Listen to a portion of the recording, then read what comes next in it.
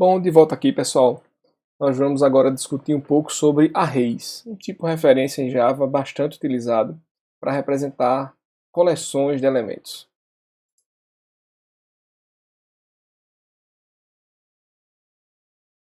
Bom, como eu falei, o tipo array é um tipo objeto em Java, é um tipo pré-definido, e é importantíssimo que a gente entenda como é que se declara e inicializa os arrays, né? Normalmente a gente chama de tipo objeto, né, tipos de referência, são sinônimos. Em Java, quando você declara um array, você precisa informar o tamanho dele e esse tamanho não muda. Uma vez que ele é declarado com aquele tamanho e inicializado, ele não muda. Ele pode guardar tanto tipo primitivo como também tipo objeto, tipo de referência. Tá? Então, normalmente os índices de um array em Java, você quando declara ele aqui, vou só desenhar para que a gente tenha um entendimento melhor. A gente vai ter aqui o array em Java e a indexação dele começa com o índice 0, depois vem 1 e segue na sequência até o último elemento daquele array. Então, um array, por exemplo, de tamanho 10, ele teria um índice de 0 a 9. O que é que pode ser armazenado aqui nos elementos de um array? Você vai definir, obviamente, um array de um determinado tipo, e ele pode armazenar aqui tanto tipos primitivos, como também tipos objetos. A gente vai ver isso aí com mais detalhes. Bom, vamos ver primeiro como é que a gente declara e inicializa arrays. A inicialização de um array, a declaração dele, basicamente você vai informar o tipo dos elementos que aquele array vai conter. Nesse caso aqui é um array de inteiros. O nome da variável, neste caso aqui o nome da variável é números. E é importantíssimo isso aqui, ó. Isso aqui é que define que é um tipo array. Você pode colocar essas chaves aqui antes ou após o nome. Essas chaves poderiam aparecer aqui também, ao invés de ser no final. Então, aqui eu estou declarando um array chamado números. É um array de inteiro, tipo primitivo. Eu também poderia, assim como qualquer outro tipo que a gente define, declarar arrays que vão armazenar elementos de um determinado tipo objeto. Neste caso aqui, do exemplo de baixo, eu estou declarando um array que vai armazenar objetos do tipo conta, um tipo que eu defini previamente e que vai passar a ser, óbvio, um tipo que eu posso utilizar no meu código. Tá? Então o nome desse array é contas e ele é um array que vai armazenar objetos, elementos do tipo conta. Esses dois comandos aqui são declarações sem inicialização.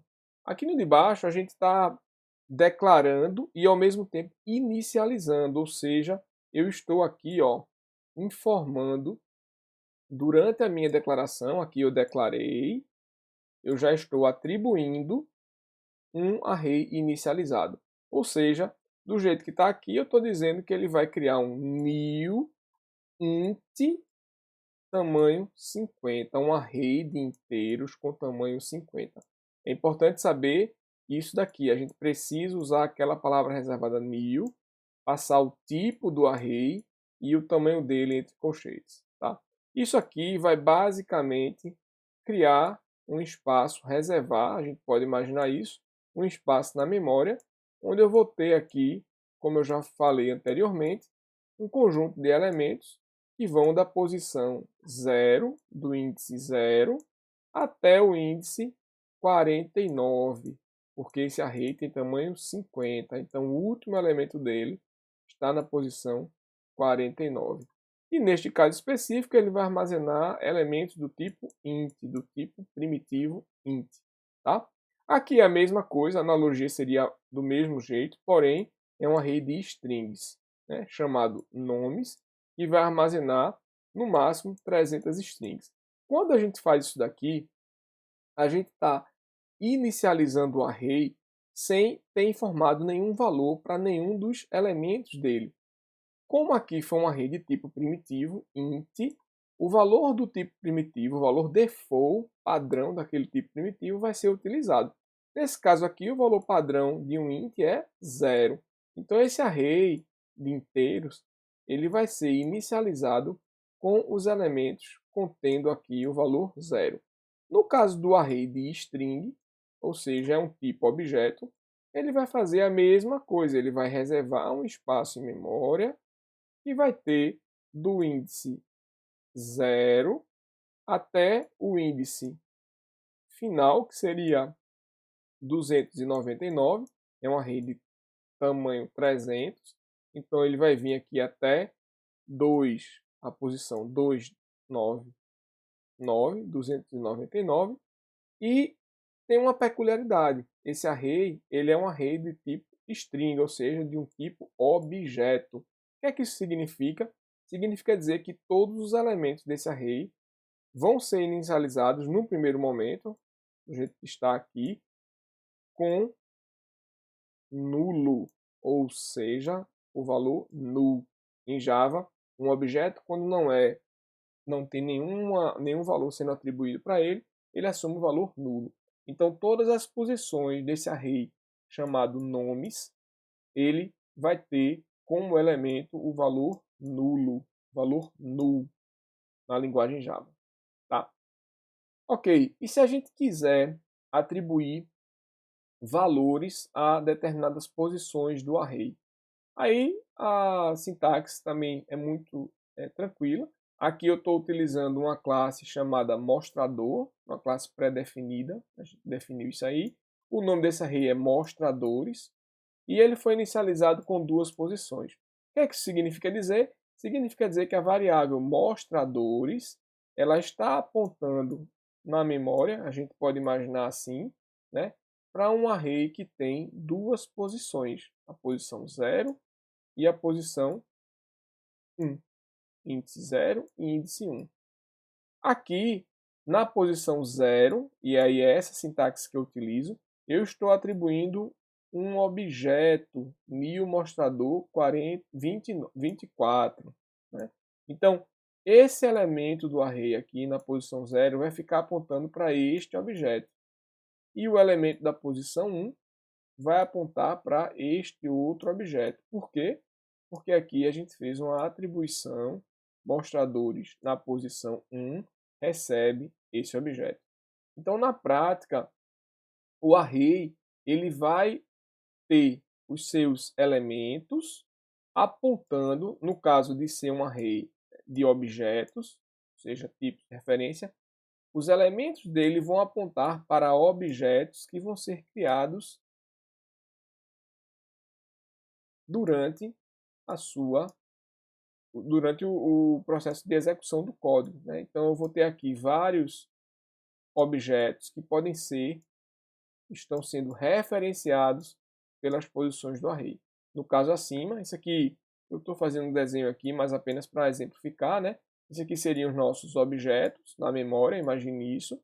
E aqui seria o array, em que cada posição, o elemento 0, o elemento 1, o elemento 2 e por aí vai ficar apontando, ou seja, vai ter uma referência para um objeto que está na memória. Tá? No caso do exemplo acima, eu tenho um array chamado mostradores, cuja posição 0 está apontando para o objeto mostrador 24 e o outro está apontando para o objeto mostrador 60. Tá? Bom, aqui eu declarei, inicializei ele com valores nulos e depois para cada um dos elementos dele, do array, cada uma das posições, eu atribuí um objeto para ele. Tá? Eu poderia, numa única linha, inicializar o array já com valores, ou seja, eu declaro ele e já atribuo um conjunto de valores. Como é que eu faço isso? Basicamente, eu vou usar aqui um conjunto de elementos separados por vírgula entre chaves. Tá? Então, se vocês perceberem aqui, esse array cotações é um array do tipo float, um tipo primitivo, e cada elemento aqui ó, tem 1.73, é um float, aqui é um outro elemento do array, aqui o terceiro elemento dele, e aqui o quarto elemento dele. Estão separados por vírgula, vocês podem perceber isso aqui, E isso tudo foi informado entre chaves, tá? Um ponto e vírgula aqui no final também, só para exemplificar. Do mesmo jeito que eu tenho aqui o array chamado tratamento, e tem aqui vários objetos do tipo string. Então, esse tipo de declaração, ele não só declara o array, como ele também já inicializa. E como é que ele sabe qual o tamanho do array? Ele vê de acordo com a quantidade de elementos que você passou aí entre os colchetes. Nesse caso aqui, essa variável tratamento é um array que tem 4 elementos. 0, 1, 2, 3. E cada um dos elementos, né, vão ser preenchidos aqui com essas strings. Nesse caso aqui vai ser senhor, aqui no outro senhora, são os pronomes de tratamento, e por aí vai. Bom, essa é uma forma da gente não só declarar, mas também já inicializar com valores o array. E como é que eu faço se eu quiser ter alguma lógica onde eu precise saber o tamanho daquele array para poder executar uma lógica que vai utilizar esse tamanho como parâmetro, tá? Então aqui tem um outro exemplo. A palavra-chave aí, é um atributo do array, é a palavra length, que seria o tamanho do meu array. E, em geral, os índices, em geral não, sempre, os índices vão de 0 até o tamanho do array menos 1. Então, por exemplo, aqui, imagine esse array chamado quadrados, é um array de inteiro. Ele tem 10 elementos. Eu inicializei aqui com o valor default, é um array de 10 posições. O tamanho dele, eu vou percorrer ele entre os índices 0 e o i, que seria o meu elemento do for, né, desse laço aqui, menor do que o tamanho, ou seja, esse i vai variar de 0 a 9, porque justamente eu quero percorrer aqui o array de 0 até 9. Vou tentar desenhar aqui novamente. Esse array ele tem um índice 0, 1, 2, reticências 9. Ele tem 10 posições, ou seja, vai de 0 a 9. E esse laço aqui está percorrendo esse array. E para cada posição i, ou seja, i igual a 0, i igual a 1, i igual a 2, porque eu estou variando aqui o valor de i, eu estou preenchendo o array com i vezes i, ou seja, é o array de quadrados aqui de acordo com a posição. Então, essa primeira posição vai ser 0 vezes 0, aqui vai ficar 0. A segunda posição é 1 vezes 1, aqui vai ficar 1. A terceira posição, ou seja, índice 2, vai ser 4, que é 2 vezes 2. Ou seja, eu estou atribuindo aqui para cada elemento do meu array, eu estou atribuindo a posição dele ao quadrado. Tá? Essa aqui é uma forma de eu preencher esse array de maneira que eu consiga substituir os elementos, o valor default, que ele foi inicializado aqui com o valor default, pelos valores que eu quiser. Tá? É importantíssimo a gente ter um cuidado com os limites do array. Por quê? Porque se você tentar acessar o array numa posição inválida, vai ser levantada uma exceção, um erro. A gente vai ter uma aula sobre exceções ainda, mas é importantíssimo saber disso. Tá? Isso aqui, por exemplo, eu criei um array do tipo chá, ou seja, os elementos desse array é do tipo chá. Ele tem 10 posições, e aqui eu estou acessando a posição do array número 10. Essa posição não existe. Por quê? Porque a gente já viu que o array começa da posição 0 até o tamanho dele menos 1, até a posição 9 nesse caso. Eu tenho 10 elementos, de 0 a 9. E essa posição não existe. Como ela não existe, se você pegar esse código aqui e tentar executar esse comando que está aqui, você vai se deparar com um erro chamado array index out of bounds. É uma exceção chamada array index of bound exception, em que você tentou executar algum comando que envolve uma referência para uma posição inexistente, fora dos limites do array, out of bounds, tá? Que seria a tradução aí para o inglês. Bom, essa é a única forma aí, a gente já viu uma forma de percorrer o array, né? Só existe aquela forma lá de percorrer o array com um laço for? Não. Existe também uma outra diretiva chamada for each, em que é possível você usar essa sintaxe aqui, ó. Então imagine que eu tenho um array aqui de cotações. Esse array é um array de float. Ele tem um elemento, dois, três, quatro elementos, quatro números floats, né? Estão separados aqui por vírgula. Então, é um array de 4 posições, vai de 0 a 3. E eu posso simplesmente fazer isso aqui, ó. Para cada cotação, eu dou um nome para ela, cot, do tipo float. No meu array de cotações, dois pontos, cotações, eu quero imprimir essa cotação. Então, para cada elemento cot no array cotações, imprima o valor da cotação. Essa é uma forma mais, eu diria, simplificada, uma forma mais direta de percorrer um array, né? A gente não precisa declarar lá o índice i até i menor do que o tamanho, por exemplo, né? E é uma forma muito mais direta. Nem sempre você vai querer fazer essa lógica, porque às vezes você quer percorrer parcialmente o array, então você vai querer percorrer do índice x ao índice y, por exemplo. Então aí você vai ter uma alternativa, tá? Para fazer esse tipo de iteração com array, né? Caso você queira percorrer o array completo, de forma completa, esse aqui é realmente uma sintaxe bem indicada, tá? E como é que eu faço para declarar as chamadas matrizes, ou seja, arrays de arrays? É muito simples também, tá? É só eu dizer que esse meu array, nesse caso aqui é um array A, é um array de inteiros. Note que eu coloquei aqui, ó, o tipo é um array de inteiros. Então, é como se ele fosse aqui, ele é, na verdade, uma matriz aqui, um array multidimensional, 2 por 2. Né? Note que os elementos dele, o primeiro elemento dele é um array de inteiros, o segundo elemento é um outro array de inteiro. Nesse caso aqui, eu já declarei e inicializei o meu array com os valores dele. Tá? Então aqui, por exemplo, seria a posição 0, 0, aqui seria o 0, 1, aqui 1, 0 e aqui seria a posição 1, 1. Tá? É importante, até para você se familiarizar, faça um teste, peguem esse código aqui, escrevam ele no método main e mandem imprimir os elementos do array para você verificar o que de fato está acontecendo. Tá? E como é que eu percorro isso? Eu posso percorrer as linhas e as colunas. A gente pode imaginar que isso aqui é uma array de arrays, né? A gente pode imaginar visualmente que é realmente uma matriz aqui, ó. Uma matriz 2 por 2, tá certo?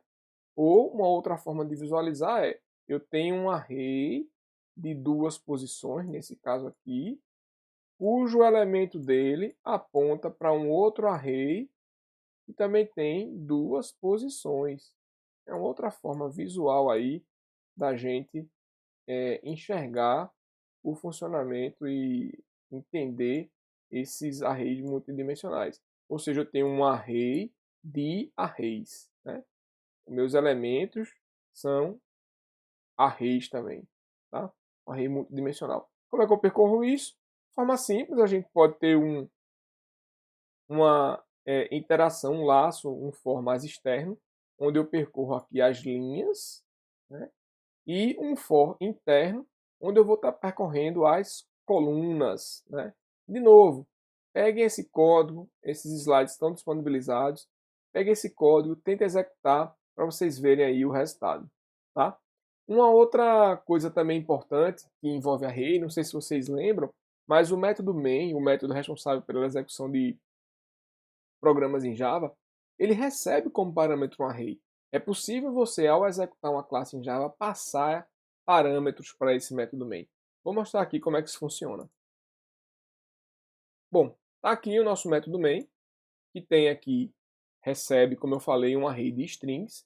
Esse array de strings é um array de argumentos, de parâmetros que o meu método recebe. Ao executar essa classe em Java, diretamente com o interpretador, a gente pode usar isso aqui, né? Java, o nome da classe, e aqui, se vocês perceberem, eu estou passando dois parâmetros, ó, duas strings, uma string, espaço, uma outra string, que é essa string que começa aqui e termina aqui, né? Denis, hoje haverá reunião do projeto. aqui é o parâmetro, né, que eu estou passando. O parâmetro 0 é esse cara daqui, e o parâmetro 1 seria essa outra string. Então, se você executar uma classe em Java passando parâmetro, é possível você acessar esses argumentos lá no método main, que é o caso aqui, ó. Ele está acessando o argumento 0 e o argumento 1 no método main, tá? Por quê? Porque o método main recebe um array de strings, que é possivelmente aqui é possível que você passe aí valores para essa execução. Se nenhum argumento é passado, o array então vai ser nulo e vai ter tamanho 0, né? Ele não vai ter nenhum tipo de parâmetro aí que foi passado, tá? Então aqui só mais um exemplo de um código onde você está listando os argumentos que foram passados no array, os argumentos, desculpa, que foram passados para o método main de uma classe. Imagine que você recebe um conjunto de argumentos aí e você quer listar todos eles, tá? Isso aí é variável. Então, se o tamanho do array for 0, significa que ele não recebeu nenhum parâmetro para a execução. Se esse tamanho não foi 0, ou seja, se eu recebi argumentos, o que esse laço está fazendo aqui é percorrendo o array de argumentos, né, desde a posição 0 até a última posição deles, porque aqui vai ser o i menor do que o tamanho, e para cada um desses argumentos ele vai imprimir os parâmetros que foram passados.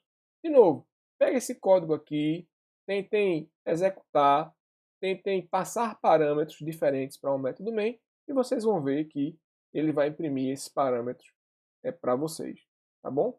Bom, isso aqui é o que a gente tem com relação a arrays. É importantíssimo você saber, como eu já falei, né, como declarar, como instanciar e como é que a gente percorre arrays, tá? A gente viu também aí matrizes, né, arrays multidimensionais, e vimos também que arrays eles podem ser criados com tipos primitivos ou tipos de referência. Então, por hoje é só. Essa aula fica por aqui e a gente fecha uma parte do assunto importantíssima que diz respeito a coleções, ou seja, arrays em Java. Tá?